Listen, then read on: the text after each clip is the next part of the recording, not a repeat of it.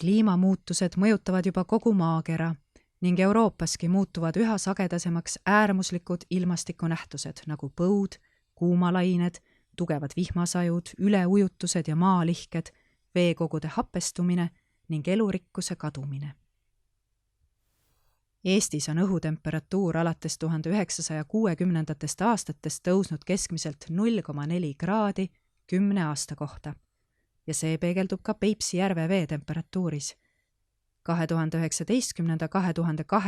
aasta talv oli näiteks teadaolevalt esimene aasta, mil Peipsil püsivat jääkatet ei tekkinudki.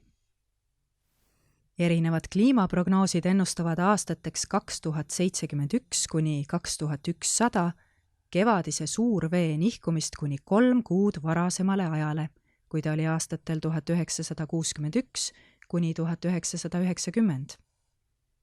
Peipsiski võib see nihkuda jaanuarikuusse. Mida selline muutus tähendab ökosüsteemidele? Järve ökosüsteem reageerib kliimamõjudele mitmekülgselt. Organismide elutsüklite ajaline kulg muutub.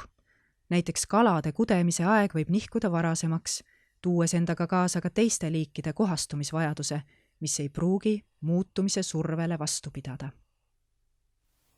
Peipsi veetaset ja suuresti selle kaudu kogu järve ökosüsteemi ning seda ümbritseva keskkonna seisundit mõjutab otseselt õhu- ja veetemperatuuri stabiilsus, sademete hulk ja aurumine, kuna Peipsi vesi on tuulte ja lainetuse mõjul hästi segatud ega kihistu suveperioodil nii nagu sügavates järvedes.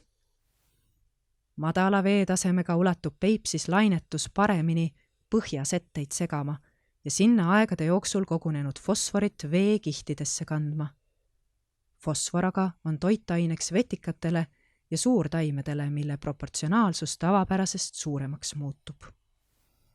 Vetikate vohamisele aitab kaasa ka see, et kliimamuutuste tagajärjel on vähenenud lämmastiku juurdevool õhust järvedesse, mis on tekitanud järvedes lämmastiku defitsiidi, põhjustades mürgiste sinivetikate vohamist ehk õitsengut, millega Peipsis kaasneb kalade suremine, sest suur vetikamass, mis toodab päeval küll palju hapnikku, kasutab selle ööselise ära ning suure hapnikutaseme kõikumisega jäävad kalad hapniku nälga.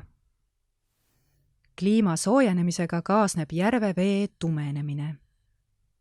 Valglalt järve jõudnud lahustunud orgaaniline aine muudab valgustingimusi ja vähendab vee läbipaistvust, mõjutades fütoplanktoni liikide kooslust. Mida rohkem on veekogudes lahustunud orgaanilist ainet, seda rohkem eraldub sealt atmosfääri CO2 ning seda tugevam on kasvuhoone efekt, mis omakorda võimendab kliima soojenemist. Kliimamuutused on globaalne nähtus, mille mõju on suurtel aladel sarnane. Seetõttu on ka Peipsi kaitsmiseks midagi konkreetset raske ette võtta, kuna kliimamuutuste mõju on üldjoontes samasuunaline inimmõjuga, mis väljendub järvede kiires eutrofeerumises toitainete liigse koormuse tõttu. Hetkel saame siiski järve olukorra halvenemist veel pidurdada. Selleks tuleb senisest veelgi rohkem vähendada asulatest ja põllumajandusmaadelt järve jõudva fosfori ja lämmastiku koguseid.